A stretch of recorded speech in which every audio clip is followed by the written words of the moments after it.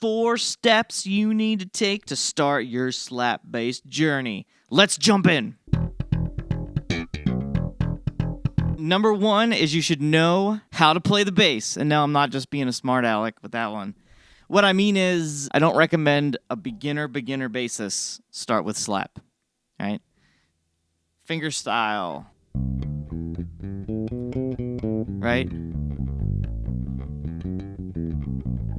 I'm not saying you need to be a master at the bass before you start trying to slap, but I would recommend having a solid, you can at least play some songs, maybe know your way around the fretboard a little bit, how to make some scales, some arpeggios, octaves, like the basics. This is just a objectively harder technique than fingerstyle. So if you're still struggling with the left hand stuff, and then you're also trying to learn slap, that's a dangerous setup. There you go. Step 1 is already know how to play the bass, at least a little bit.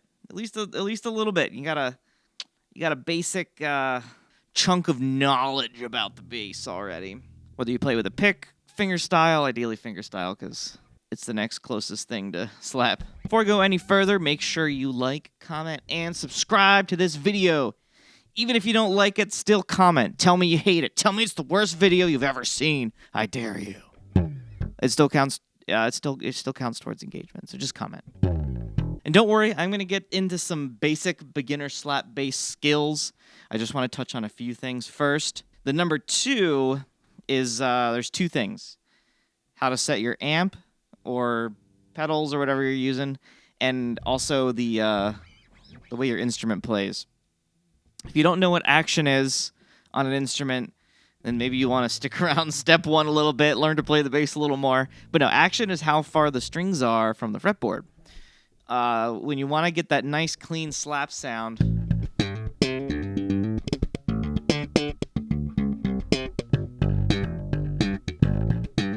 you gotta have that action pretty low, or you're gonna have a tough time. The other thing is mid-scoop.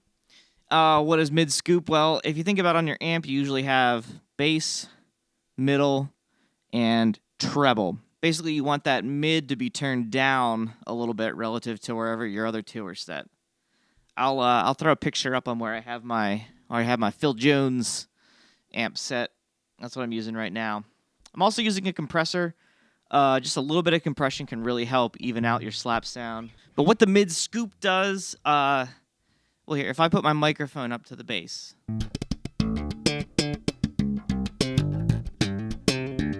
the microphone really brings out all those little buzzing sounds and clicks and stuff you get from the string vibrating against the fretboard.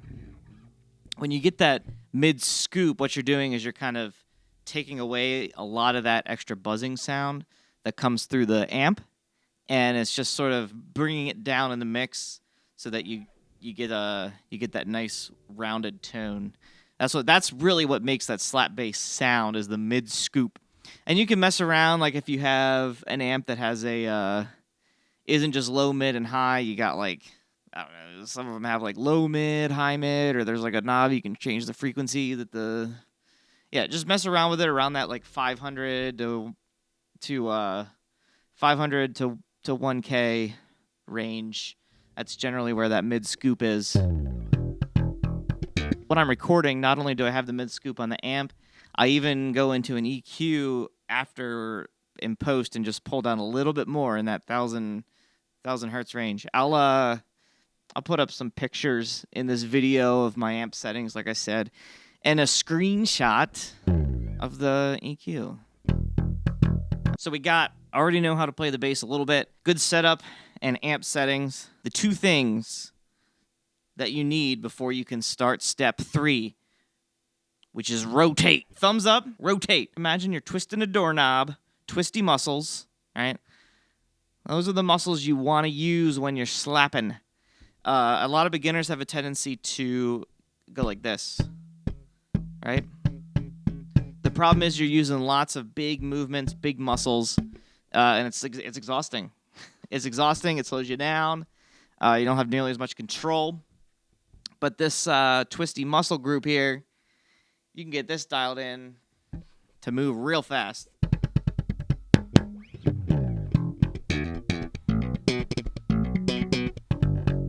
So to get started, like I said, thumbs up. Let's focus on the E string. You want to shoot for somewhere around the bottom of that fretboard. Find where it's most comfortable for you, where you get the best sound for your instrument. You know, mess around with it. But generally, it's right around here. And what I'm doing is I'm actually hitting the string and going past it and landing on the string below it. That's how you get the best slap bass tone. The other thing we'll work on right now, focus on that right hand, get it moving, get the rotate, get the thumb going the right spot. Between every hit, cover the strings with a couple fingers up here to get those strings to stop vibrating. Slap, mute, slap, mute, slap, mute. Practice this, rotate, slap, mute on all strings. So go E, A, D, and then G. I'm gonna angle the camera down a bit.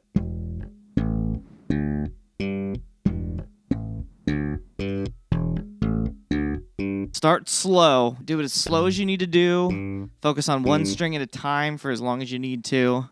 You can do the same string a bunch, right? Dial in that spot.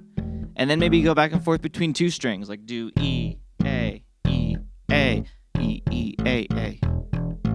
Then do A, D, D, G. Then if you really want to get fancy, you can go E, D, A, G. The way you want to think about it is you're just doing this motion to hit the strings, and you're just changing the position of your thumb by, bending your elbow.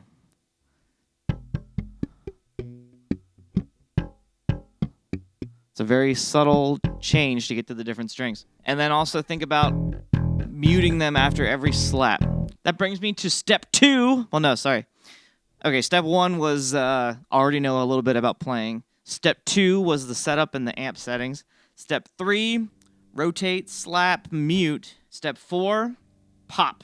If you're still working on this slapping, keep working on that if you feel like you're not ready to move on. But if you got it down, you can move on to pops. So the way those work, to start simple, we'll do the E string and the G string. Spread those fingers out, mute the strings, just like this, just lay them over lightly. Slap the E string, right? Get the rotate going. And then hook that first finger under the G string. Like you're just gonna, you're pulling it out like you would pop a rubber band or something on your wrist. Pull it out, And you want to think about the slap and then the pop being all one smooth motion. Slap, pop.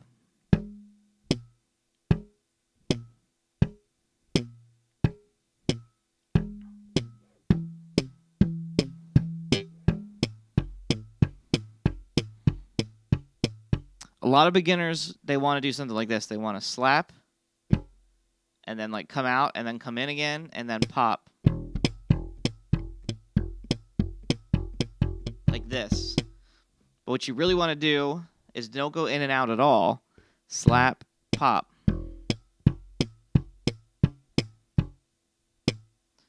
It's almost like I'm out here, I slap, my finger just barely slides up under that string, pop.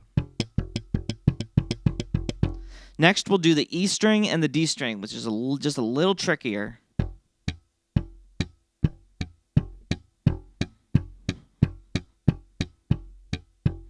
Then do A, G, E, D, A, G, E, D, A, G. And I do want to add one thing. Before you move on to popping, don't underestimate how much you can do just with slapping. Hone in that slap technique. Make sure you're rotating. You can riff all day long just with the thumb.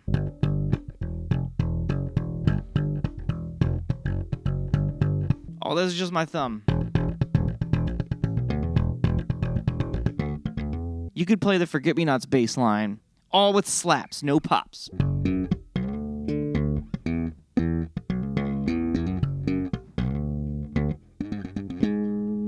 In the future, I do plan on putting together some sort of slap bass beginner method.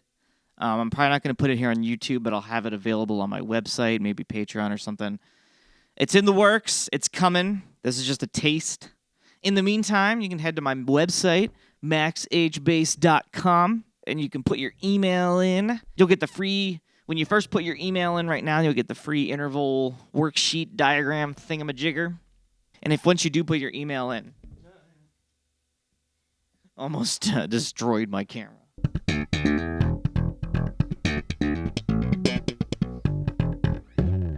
The next step for slapping and popping is to do octaves. G, 3rd fret E string, 5th fret D. Now we'll jump over to C, 3rd fret A string, 5th fret G, back to A, back to G octaves, C octaves. Now we'll try 1 6 2 5. So we got C, and then A, whoops, C, and then A, which is 5 and 7,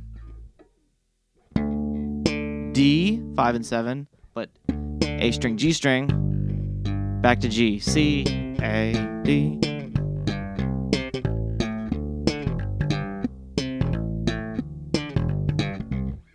I added some hammer-ons there from the open strings.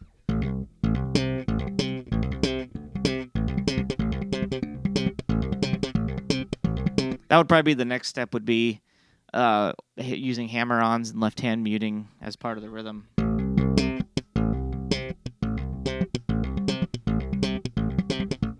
I know everyone always geeks out about the Red Hot Chili Peppers Higher Ground cover, but the Marcus Miller version is totally badass. If you don't know that reference, then...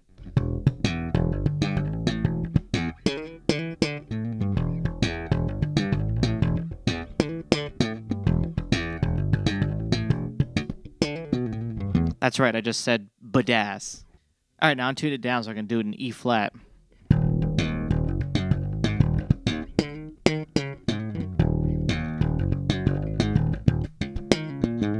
I don't remember which album it is, but it's the one where he's holding his bass and he's got his hat on and he's looking at you like this or something.